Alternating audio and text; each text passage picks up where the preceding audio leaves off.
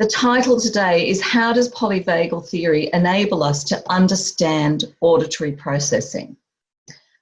So our nervous system is essential to our well-being, just like air and water. It's an invisible superhighway that links all functions in our body. Its functioning is fundamental to how we feel, how we maintain our energy levels, how we show up and perform in life. The problem so many of us are facing today is that our current lifestyle presents continuous and unrelenting stress demands which our nervous system was not designed to accommodate.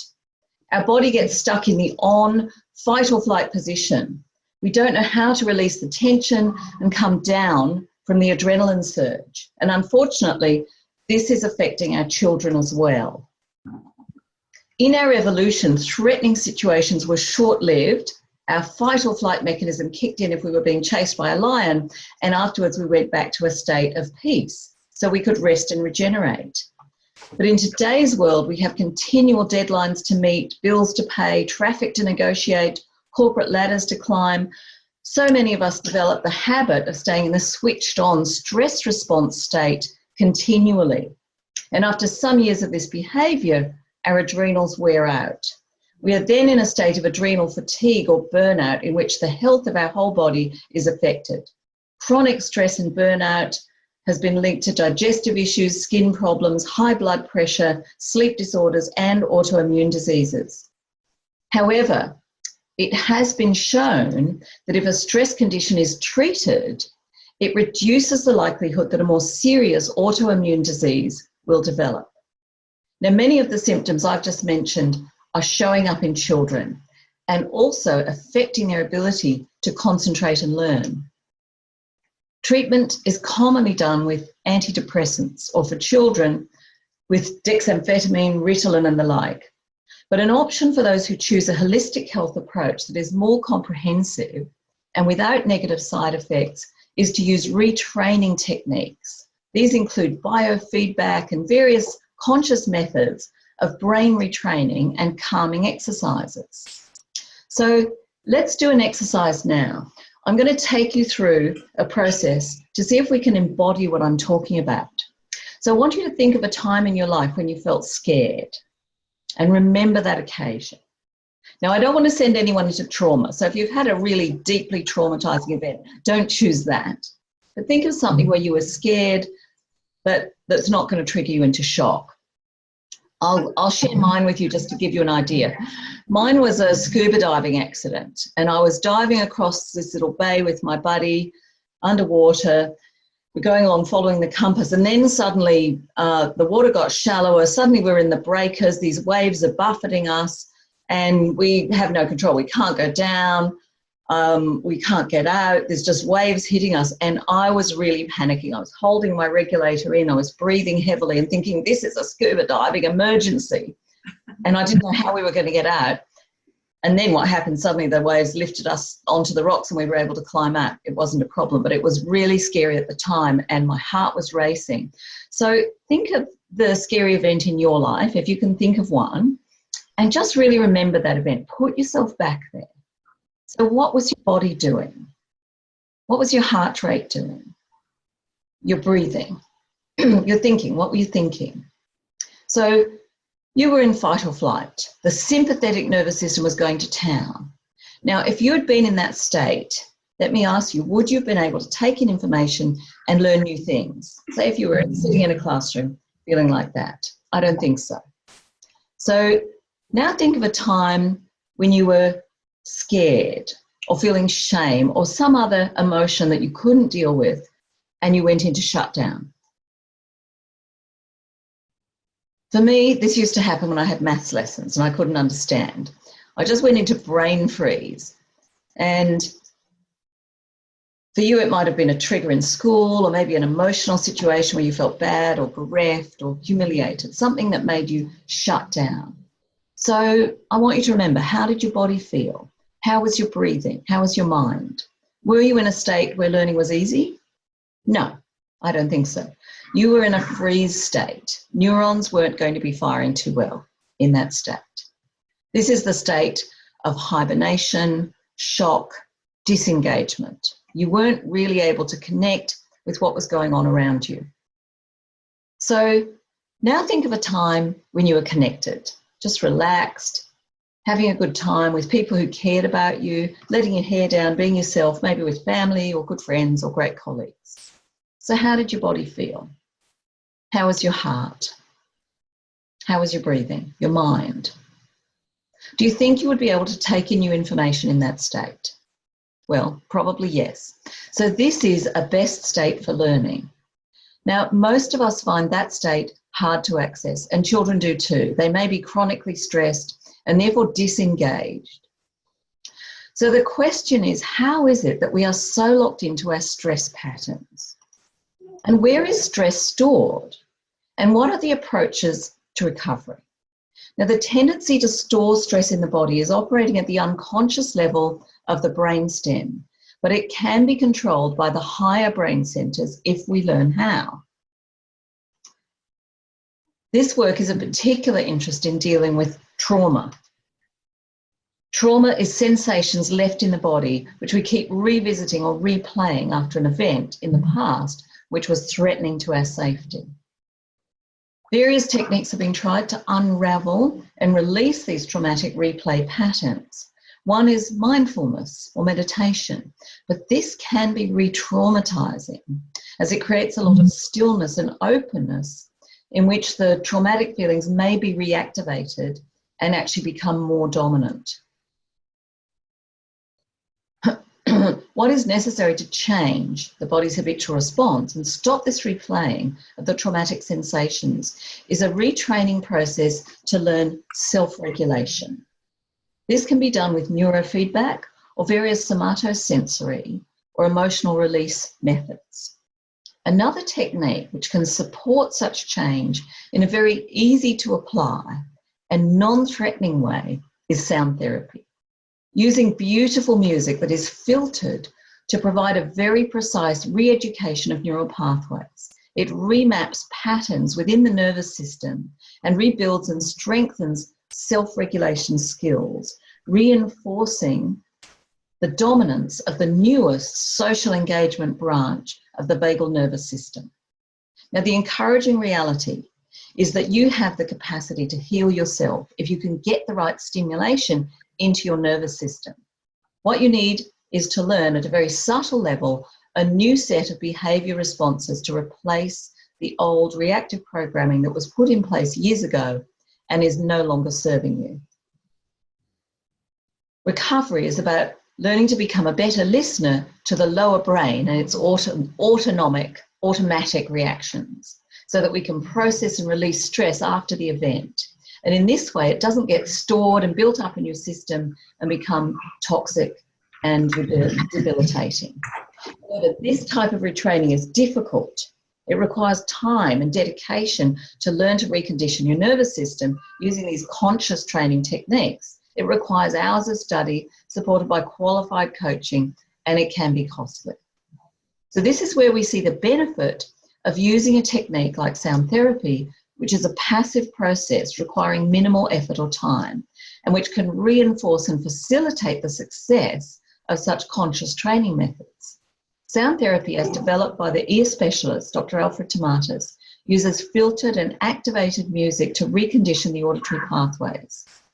Research by Stephen Porges, the developer of the polyvagal theory, and numerous others, has proven that sound therapy can significantly enhance our ability to switch our nervous system into the calming and beneficial social engagement pathways, which is possible only when our autonomic stress levels have been switched off in favour of the newer myelinated social engagement branch of the vagus nerve. Available in its portable form, sound therapy has the great advantages of being pleasant, easy, unobtrusive, and requiring no additional time to be set aside. It can be done in concert with daily activities by adults or children, or in combination with retraining and neural regeneration activities, such as the ones used in equipping minds. It is common for children recovering from learning disabilities and other stress-related conditions to benefit from remedial learning programs temporarily, but they may regress if the fundamental neural processing hasn't been addressed. Sound therapy has the advantage that it can be used at any time, both during study or when relaxing, so it provides continuous support in a way that's very easy for families to manage.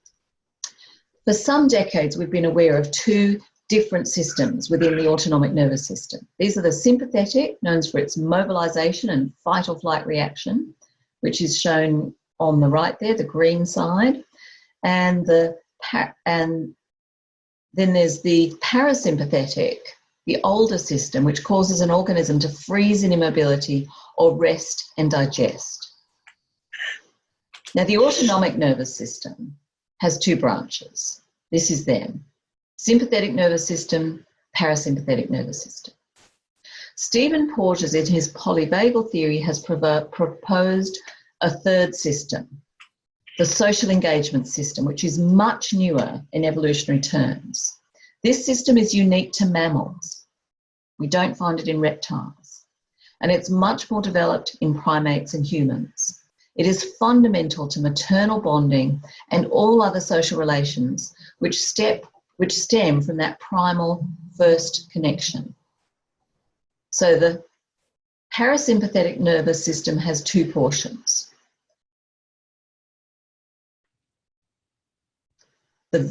So within, I showed you the two branches of the autonomic nervous system. One of those is the parasympathetic nervous system. And the parasympathetic nervous system then has two portions as well.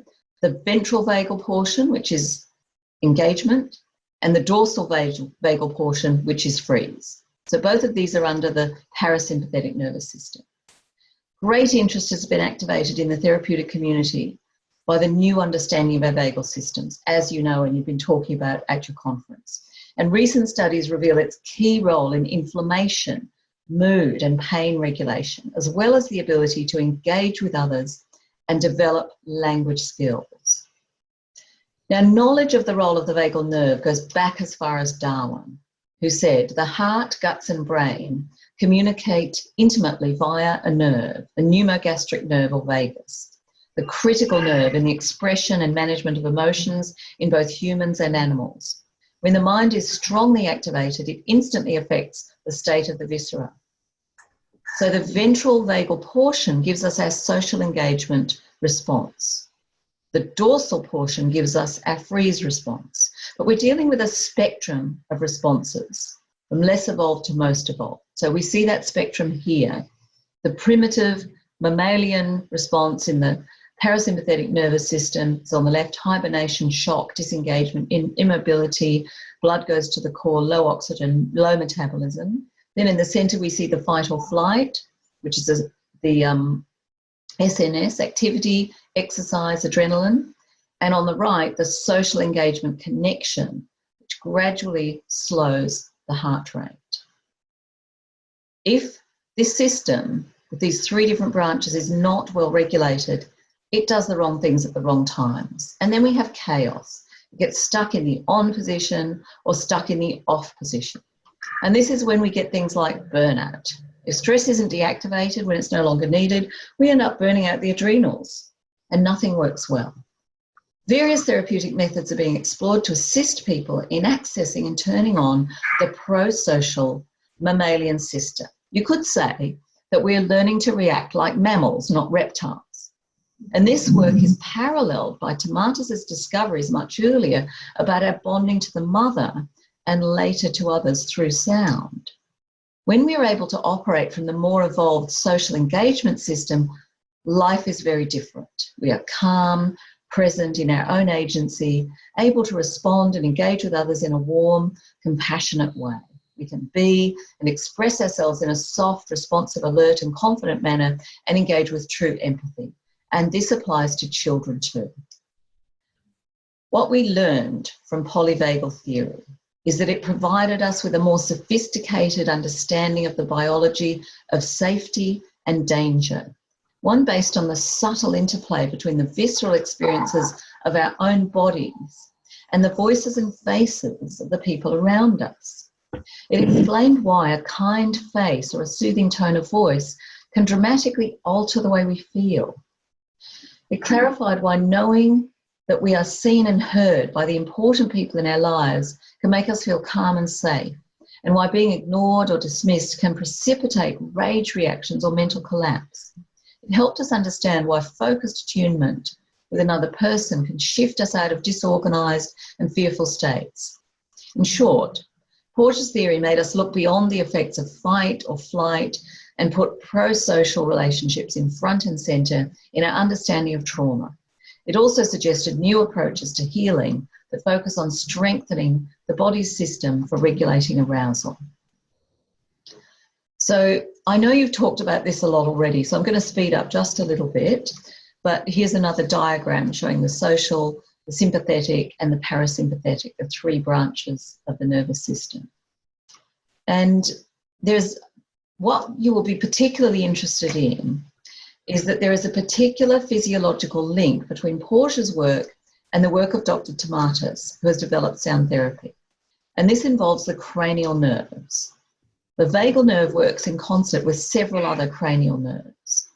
So the vagal nerve gives us parasympathetic control of the heart, lungs, and digestive tract. It innervates all our internal organs with the exception of the adrenal glands. It also works in concert with the trigeminal nerve. The trigeminal nerve addresses sensing, facial expression, mouth and tongue, chewing and swallowing. And look how involved this nerve is also, so many pathways going through those different parts of the face. Then we have the facial nerve, which controls facial expression, mainly in the upper face, tear production, saliva, taste, and it regulates the middle ear muscles. Interesting. Then we have the glossopharyngeal nerve, which controls the tongue, sensations, taste, and speech. And all of these are closely interrelated with what's going on in the ear and the auditory pathways. And Dr. Tomatis, the founder of sound therapy, gave us the key for directly bringing about positive change in this system. As well as conscious thought, breathing, and other subtle psychological processes, stimulation of the middle ear muscles has been found to significantly affect our vagal function. Sound therapy was first discovered by Tomatis in the 1950s, and much work was done on our understanding of listening as an active process to assist in learning and vocal production. Tomatis was a pioneer and an innovator who asked questions which took him into uncharted territory. As a result, he discovered a method of stimulating the sensory and neural systems, which was unprecedented, and the impact of which is only beginning to be fully understood some 6 decades later. The fact that he was so far ahead of his time may partly explain why his system, although it received considerable recognition during his lifetime, is not more widespread than it is today. But more recently, research has shown its impact on many conditions, including auditory processing, sound differentiation in noise, anxiety and stress response, developmental delay, epilepsy, tinnitus, and recovery from stroke, brain damage, and neural regeneration. Porter's work has revealed the evolutionary and neurophysiological basis for what has already been demonstrated by Tomatis and how the sound therapy mechanisms work. So it begins with the middle ear muscles. Dr. Tomatis put forward a unique theory that listening to sound therapy, which uses music that has been processed and activated using his electronic ear, provides a stimulus which exercises and normalizes the middle ear muscle function. This then opens the whole auditory pathway to rehabilitation through sound. The complex harmonies and melodies of this uniquely filtered sound go on to rewire and restore functionality to large portions of the nervous system via the cranial nerves, which have so many linkages to our auditory function. Now, this program was adapted for portability by my mother, Patricia Chowdhury, and me. And my role has been the ongoing development and dissemination of the portable, more affordable version of Tomatis treatment that was first released by my mother in the early 1980s. We've seen similar results with this much more accessible and convenient delivery method, and have been able to bring it to thousands of families who could not have afforded the treatment in the Tomatis listening labs.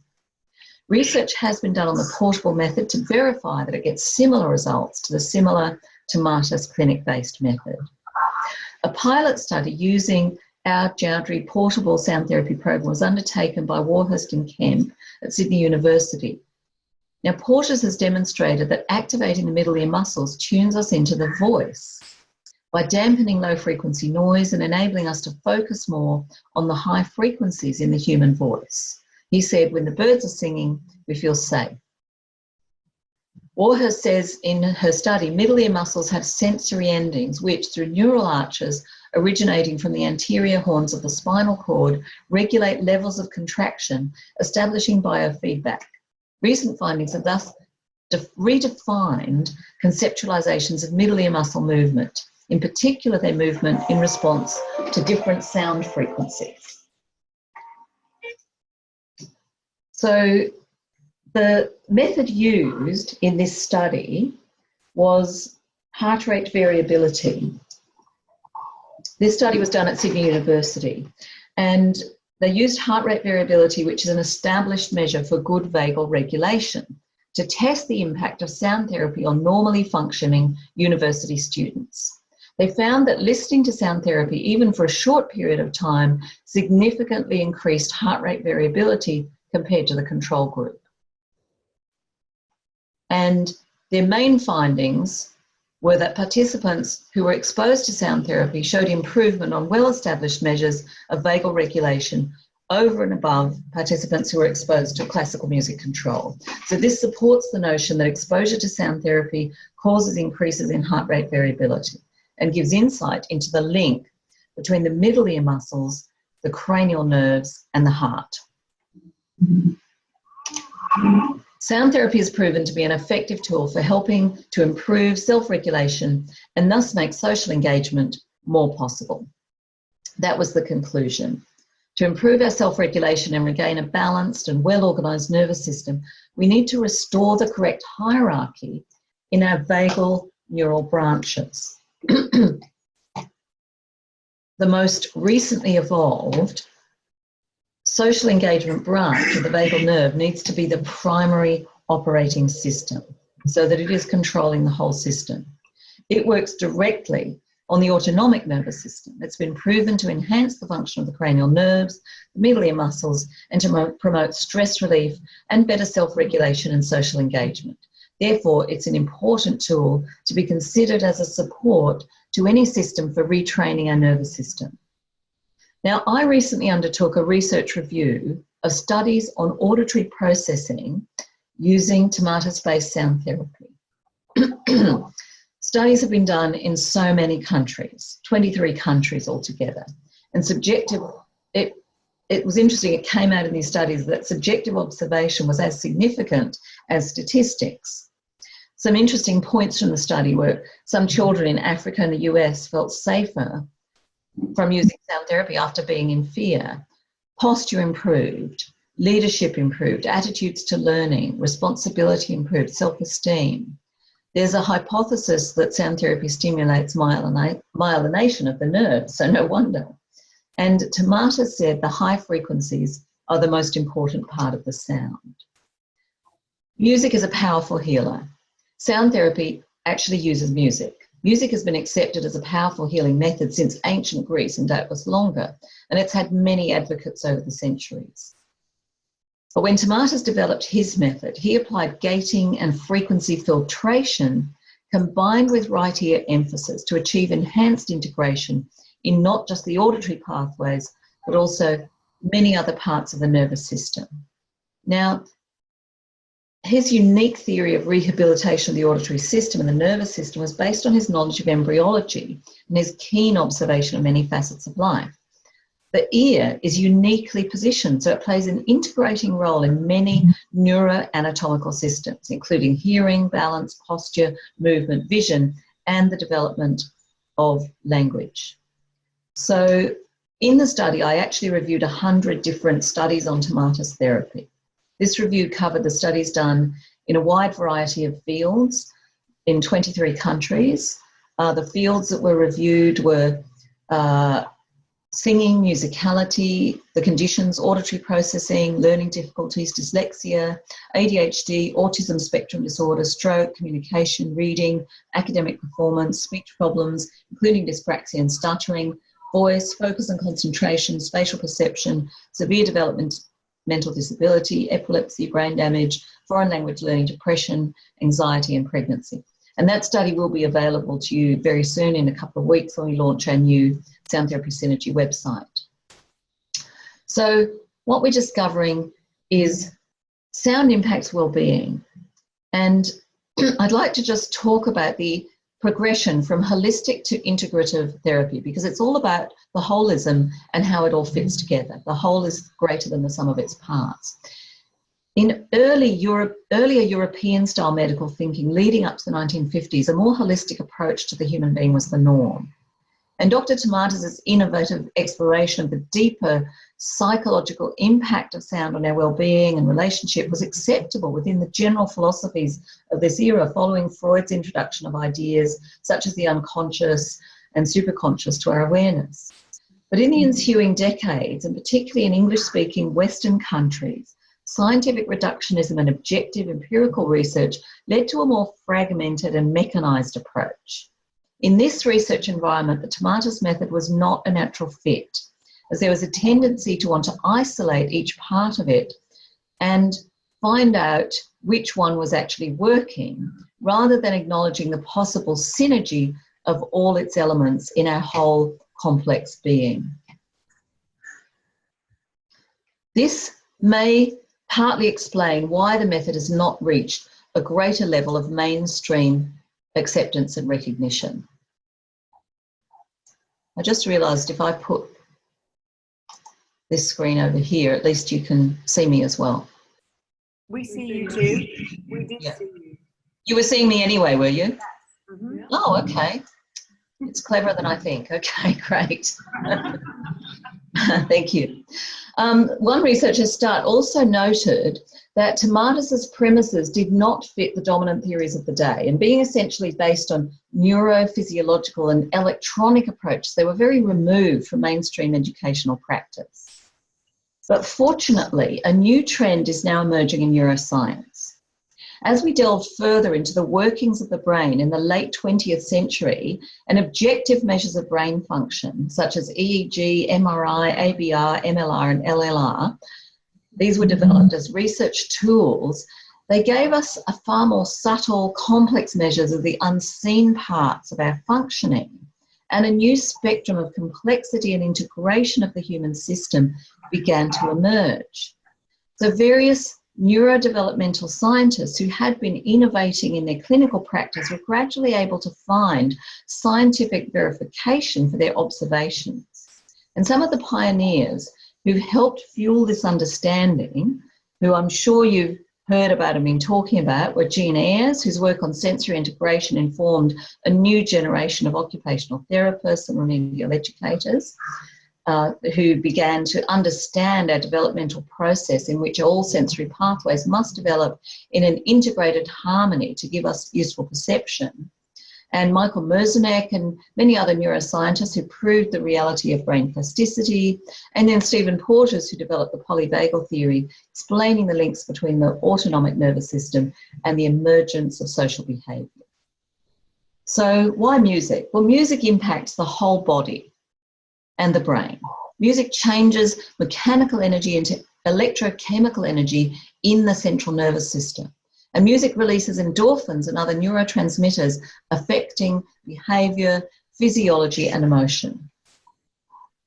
So I want to discuss what are appropriate research methodologies in this field. Because in reviewing a sensory-based holistic method such as the Tomatis method, we should first acknowledge how such treatments differ from a mainstream medical approach, such as drug treatment or surgery. Sensory treatments such as sound therapy are entering and affecting our entire complex nervous system by drawing on its own self-organising and self-correcting healing potential. In contrast, drugs work in spite of or in contradiction to the internal organisation of the system. They're compensating for its deficits by fixing a final symptom, even if this is detrimental to the body's innate balance and organisation. However, when we attempt to test a program that is entering into and enhancing our internal sensory integration systems, We do not know what outcomes specifically we're looking to measure.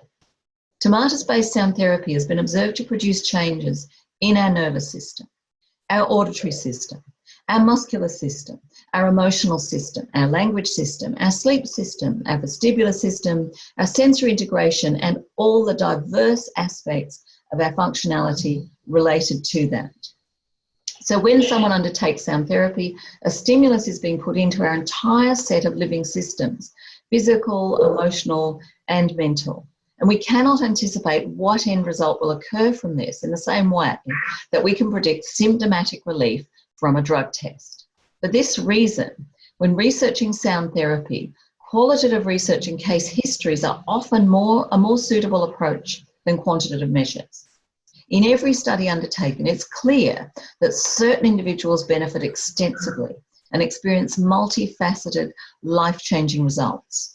Many other participants will have mild benefits, which in relatively healthy individuals may be hard to measure or may be outside the parameters being studied and therefore not detected within the research methods.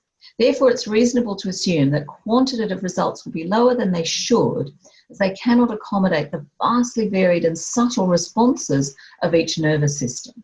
But the sheer body of studies that have been carried out and the continuing interest in Tomatis-based sound therapy across many specialist fields are a clear confirmation of its profound benefits for the human system. Tomatis distinguished between organic and functional damage, a distinction which has still not been acknowledged by current audiological practice. He believed that when damage is merely functional, it is principally caused by suboptimal functioning of the middle ear muscles. Initially, Tomatis turned the music on and off at short intervals to activate and deactivate the muscles in order to exercise them. He then found a better effect resulted from alternating music through channels emphasizing either bass or treble sounds. He found that through listening to music processed in this way, patients were regaining the ability to perceive frequencies that had been lost. At the same time, there was an immediate and spontaneous improvement in the frequencies within their voice. This is the effect which was tested at the Sorbonne University in Paris and is famously known as the Tomatis effect. Mm-hmm. My recent research review covered, as I mentioned, 100 studies in 23 countries in 13 different groups of clinical conditions, which I read out before, and included a total of almost 5,000 participants. So today I'm going to briefly review a number of the studies on auditory processing disorders. You can see there were 19 studies on auditory processing. I'm not going to go through all of them, but I'd like to discuss a few of them. Now, the headings here,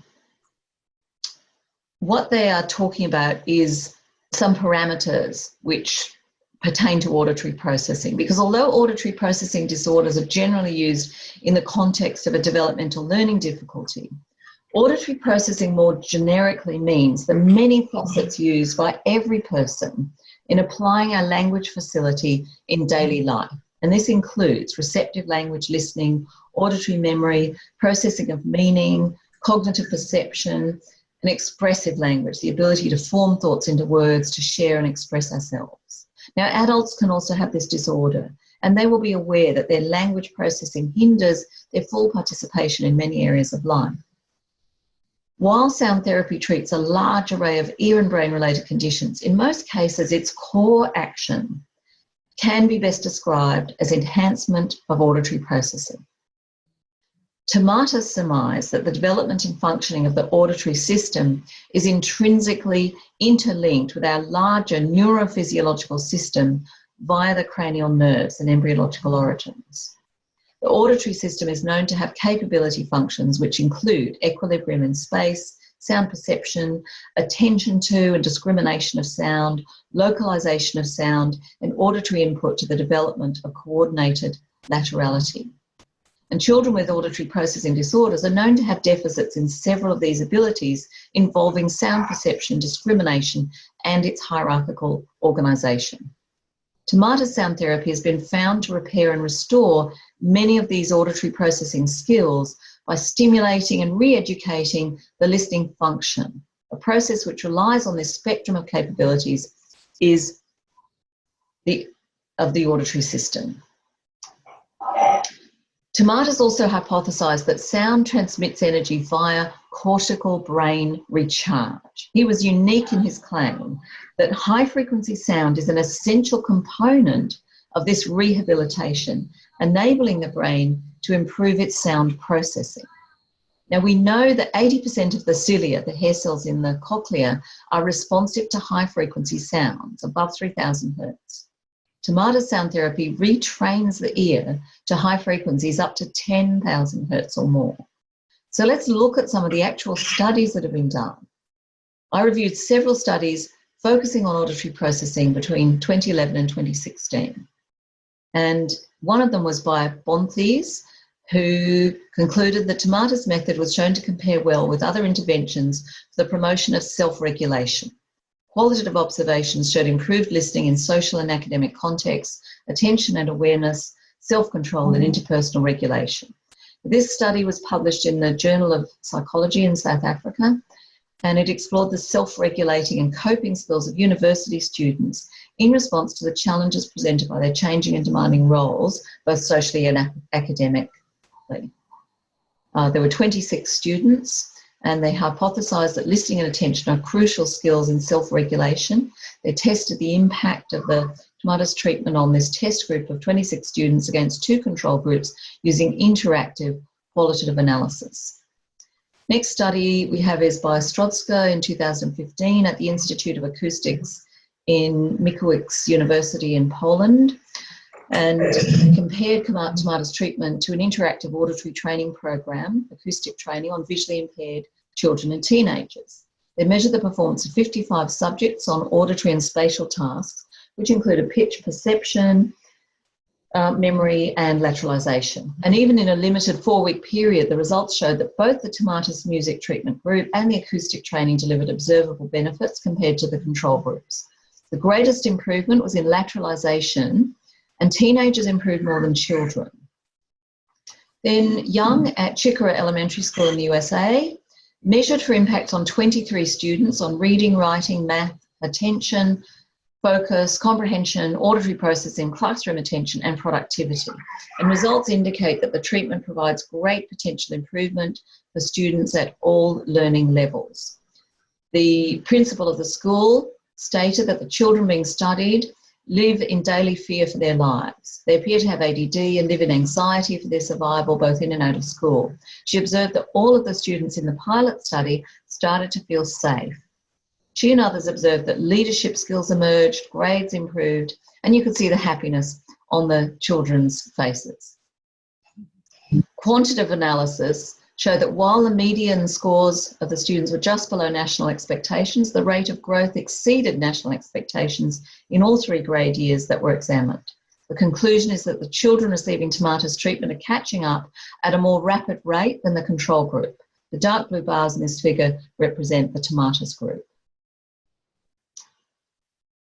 And this is a table showing the quantitative survey results for leadership, responsibility, academic performance, self-esteem, overall behaviour, posture, attitude toward learning, communication skills, confidence level, and the percentage of teachers who noticed improvement, which is in most cases greater than 50%. Then we have Dutoit et al. In 2011 at Northwest University, Potchefstroom in South Africa undertook a study in which the Tomatis method was extended beyond its more traditional clinical context of auditory processing disorders to explore the specific challenges of auditory processing faced by interpreters. In the wake of apartheid, the integration of colleges in South Africa created an urgent requirement for greater numbers of simultaneous interpreters for students. This study demonstrated the value of the Tomatis method in assisting the skill development of student interpreters. So 9 interpreters receiving Tomatis treatment were compared to a control group and tested for enhancements to their interpreting performance, personality, attention, concentration, mood, and well-being. Despite some limitations due to sample size and matching of the 2 groups, statistical analysis indicated significantly enhanced techniques and well-being in the experimental group. So in the graph, which was using the profile of mood states, the triangles represent the pre-test scores, the square is the second test, and the circle is the post-test score. So you can see that all scores have decreased by post-test, except for vigour, which of course is a positive trait and has increased. And the measures where we see a decrease were tension, anxiety, depression, dejection, anger, hostility, fatigue, inertia, confusion and bewilderment.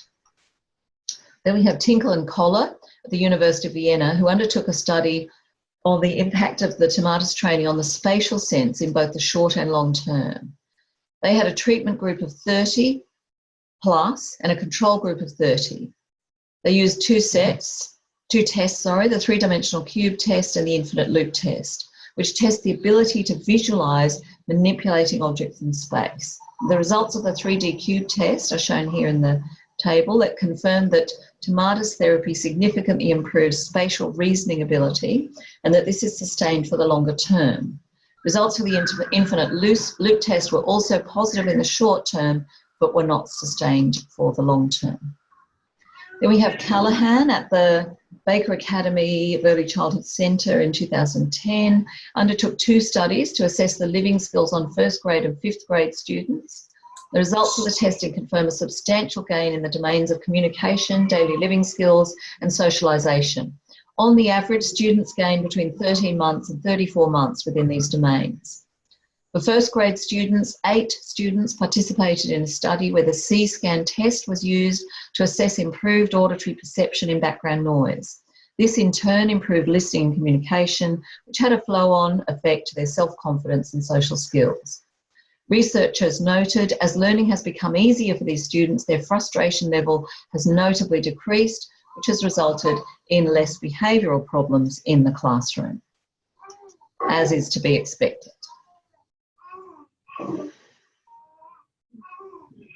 Okay, Szkielkoswska in Poland studied 20 test subjects with confirmed dyslexia who were compared to a control group of 20 children who did not have problems at school.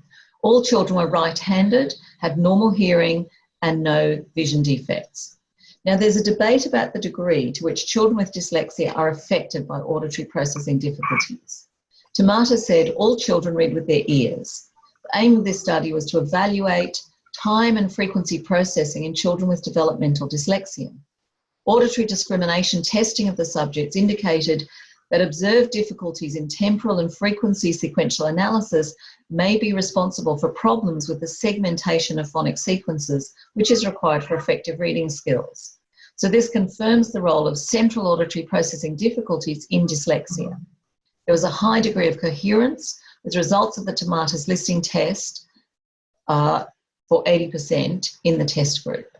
In addition, 80% of the test group exhibited left ear dominance as opposed to 10% in the control group. And this corroborates Tomatis' assertion that left auditory laterality is associated with auditory processing problems. Szkielkoswska in 2000, I'll just read the slide. Tomatis postulated that left-sided hearing laterality could lead to speech and language difficulties due to the primary language centres being situated in the left hemisphere, which is more directly accessed by the right ear. They concluded that right-sided deafness is characterised by more serious linguistic difficulties, dyslexia, poor spelling and a lower standard of academic achievement, whereas left-sided deafness was associated with emotional problems, nervousness and lower performance in humanities subjects. So very interesting to see the differences and again corroborating Tomatis' assertions about the importance of us stimulating the right ear dominance. Gillis and Szkielkoswska in 1977 found right ear lateralization with and without increased high frequency filtering was tested, and the main result observed was that increasing right ear emphasis increased reading speed. These results support the premise that children with dyslexia do not normally make use of the right ear advantage as normal children do.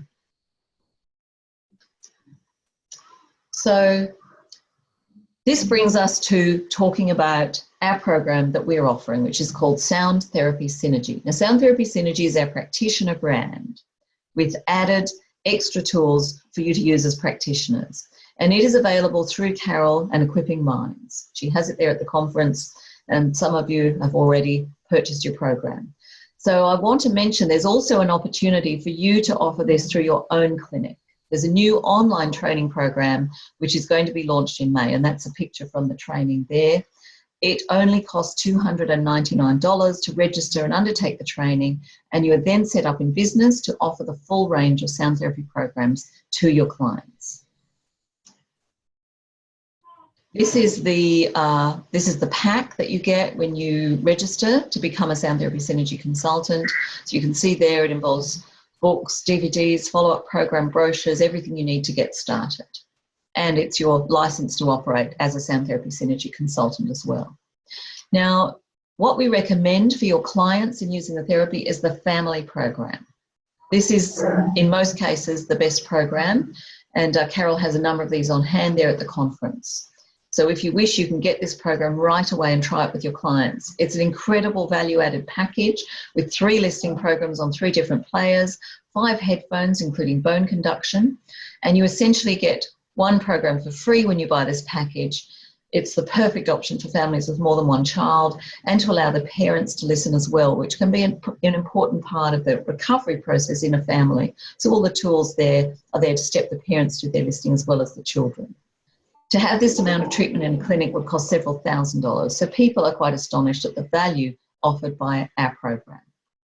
So I've got references here, and you'll be able to access all this on the SYNERG website once it's launched. So thank you so much for your attention. My apologies again for miscalculating the time, but I'm happy to take questions if you have time and would like to do that.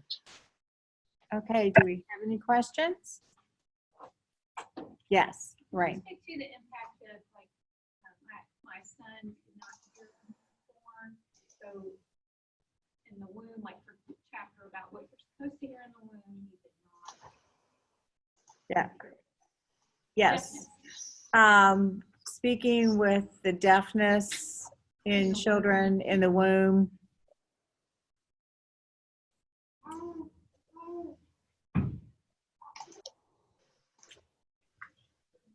Deafness for children in the womb. So Lorraine, come a little closer and explain that particular.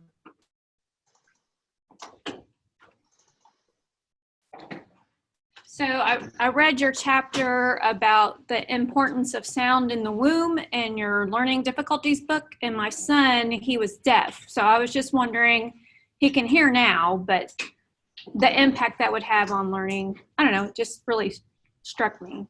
So I'm sorry, are you saying that your son was born deaf? He was born with moderate to severe hearing loss. They thought he was deaf, but then he evidently outgrew it at about 7 months old. Oh, fantastic. So are you asking the impact of Tomatis therapy on the child in the womb, if the mother listens while the baby is in the womb? Is that what you're asking about? Or are you asking about the impact? The impact of deafness on the womb in the first year of life, how that would impact. How that would impact his development. Now he is doing sound therapy now, so just so you know. So yeah. So you're wondering how his development may be impacted by the fact that he had deafness when he was first born. Is that the question? Yes. Okay.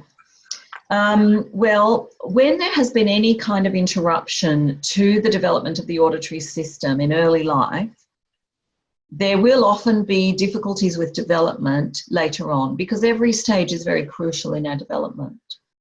So it's wonderful that he outgrew it, and that just shows the resilience of the nervous system for that to be able to happen. But there may be some difficulties. How old is your child now? 8. 8, okay. Well, how is he doing? How is his development? Is he having challenges?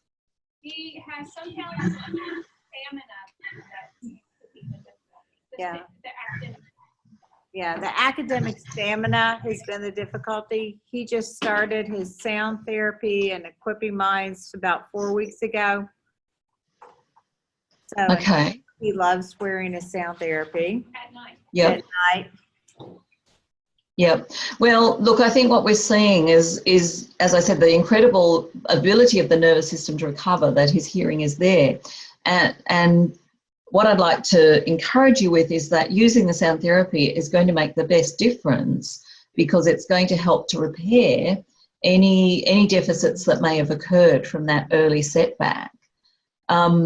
As I'm sure you know from looking at the sound therapy literature, we're aware that hearing does start to develop in the womb. So from 4.5 months, the baby's already learning and taking in sound, and that continues throughout childhood, and even later in life, the brain can develop and improve. So it's a continual process, and all the inputs that you can give him, sound therapy, all of the remedial reading, remedial education, the Equipping Minds program, all of that is going to help to enhance that neural development. But I'm not sure if you have a more specific question that you're wanting me to answer. Please ask again if there's something more you would like me to talk about that I haven't.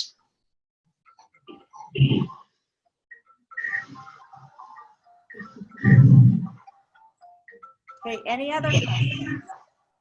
Time. How much is recommended in book? At one point it said it could be 3-4 hours or as much as you can a day. Is there Right. So the amount of time, optimum time? we have said, you know, before start with 30 minutes, get up to an hour, and some students like to do it a couple hours a day. Adults usually 3 hours a day, ideally. I mean, You can sleep with it. you can sleep with it on, yes. Is there anything Yeah. that's too much? Is anything too much with listening to the sound therapy, Raphael? Well, in the early stages, we advise going at a gradual rate of introduction. Now, this is particularly true for someone who has sound sensitivity. And this is why in the adults workbook, we have a listening routine assessment to fill in, because for people who have tinnitus or hyperacusis, you need to go gradually at the beginning, and the same is true for children. So although adults will start with 3 hours a day, they will start with just album 1 and then gradually progress. Now, Yeah, Raphael, I can tell you this. I had an adult the other day who, when she put on, and she has tinnitus, when she put on the adult sound therapy, literally within about 15 seconds, she had pain above her left eye. mm-hmm, And then in a few minutes, she felt dizzy. mm-hmm, And then she said a little bit later, because she actually wanted to keep leaving it on, and that the pitch of the tinnitus lowered.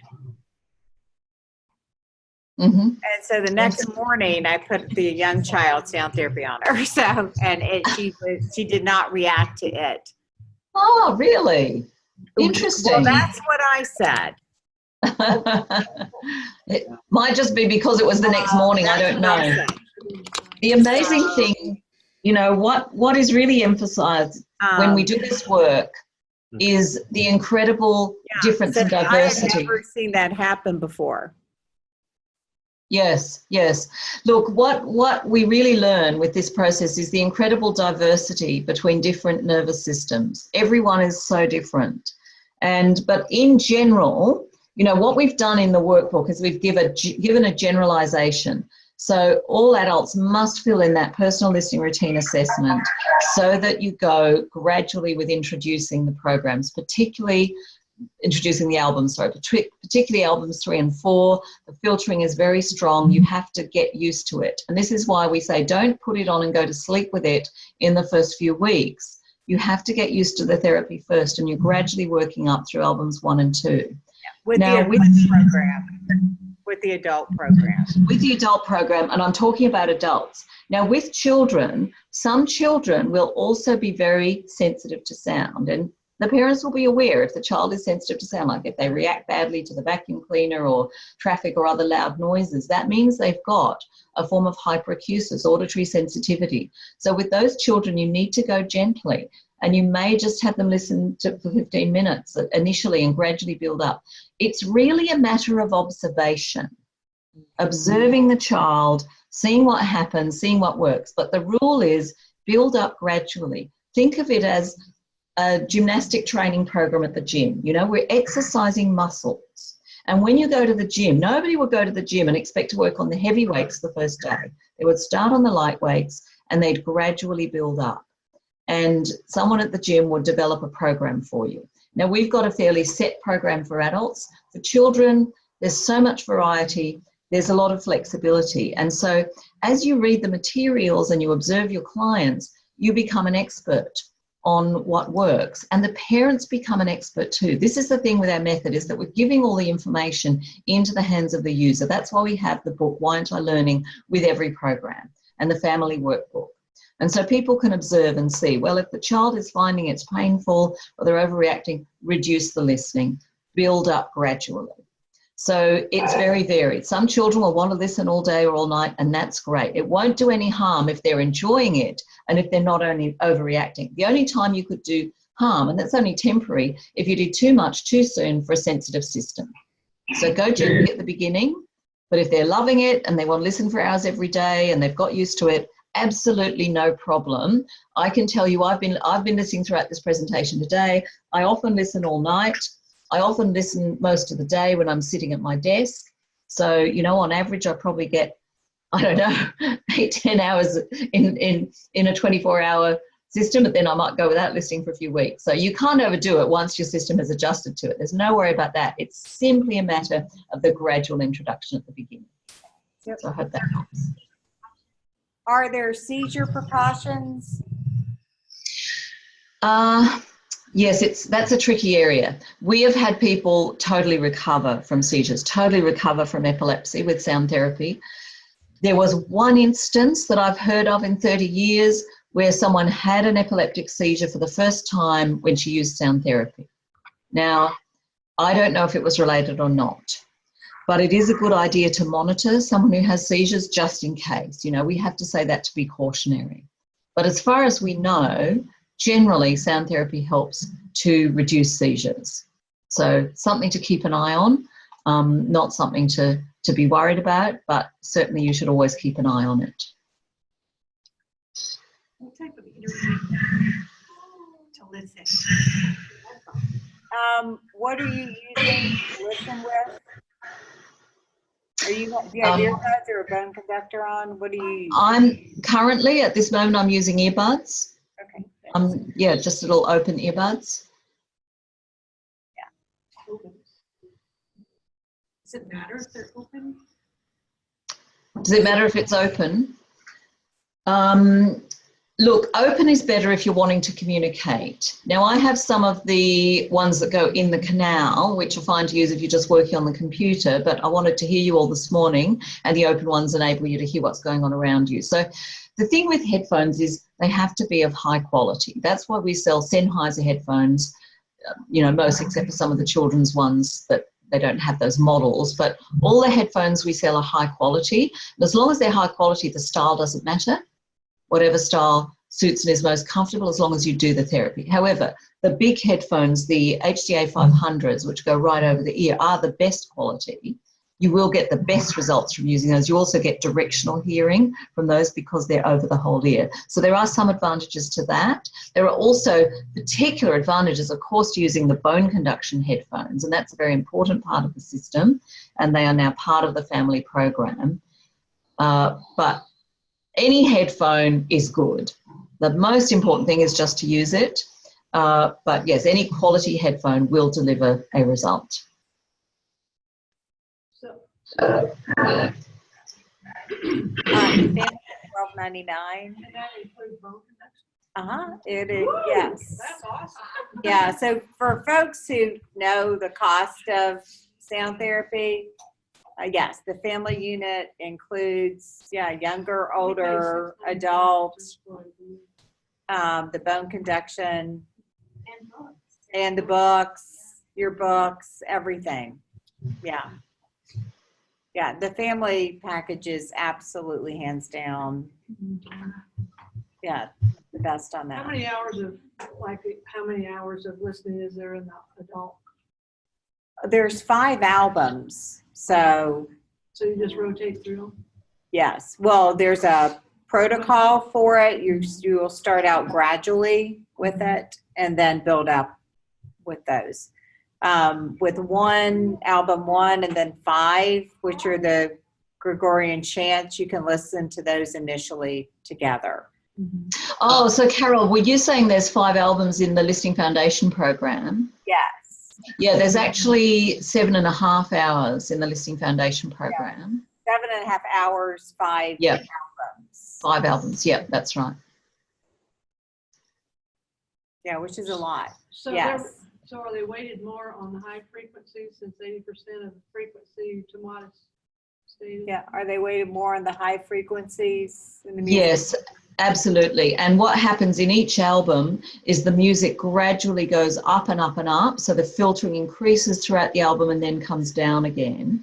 But each album is more highly filtered than the one before. So going through albums 1 to 4, there's a progressive increase in the high frequency. So that's how it's gradually retraining the ear as you work through the series of albums. What kind of filtering on the Bible story? Oh, what kind of filtering is on the Bible stories? It's a moderate filtering. However, the filtering process is slightly different on the spoken albums than it is in the music albums. So rather than having that progressive training that we have with the music albums, it's a moderate filtering with all of the spoken ones. Now, someone on the panel asked, is it normal? Let's see. Oh, to develop vertigo? To develop vertigo as a result of listening to sound therapy. Yeah, no, it's not normal, but it does happen. Now, if that occurs to someone, that is one of the temporary adjustment problems that we do see, and we'll talk about this if you look up temporary adjustment problems in the workbook. The reason that may happen is to do with the middle ear muscles. So the stirrup muscle, the smaller of the middle ear muscles, controls the pressure of the foot plate of the stirrup bone on the oval window, and that has an impact on the pressure on the fluid in the entire inner ear. So when there's a change, when we're modifying the muscular tone of the stirrup muscle, it changes the fluid pressure inside the inner ear, including inside the vestibular system. Now, when you're first listening and you're getting those muscles to work, there can be some adjustment. Just like if you went to the gym, the next day your muscles might be sore. For some individuals, the result may be, when they first start listening, their muscles may have a little bit of reactivity and a little bit of tension as they get used to this new process.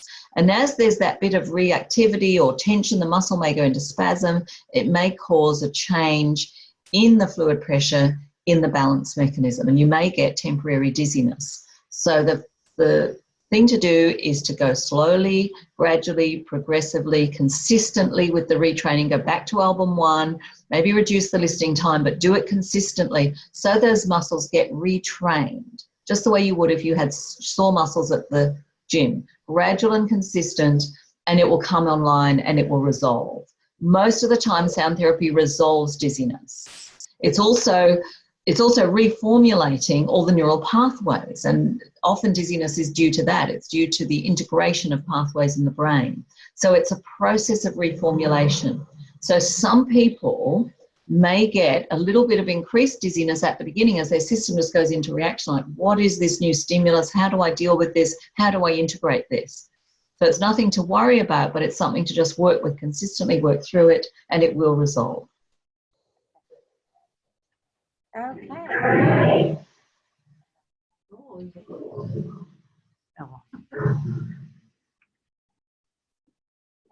Any other questions?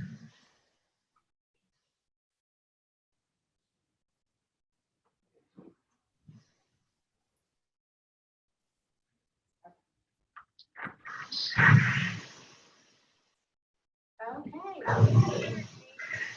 To go ahead and wrap up for you using this room, like I am. So we're going to need to go ahead But Raphael, thank you. Like, we need to go right now. Thank you so much. Thank you so much, everyone. Really appreciate the opportunity. Okay, thank you. Bye-bye. Bye-bye.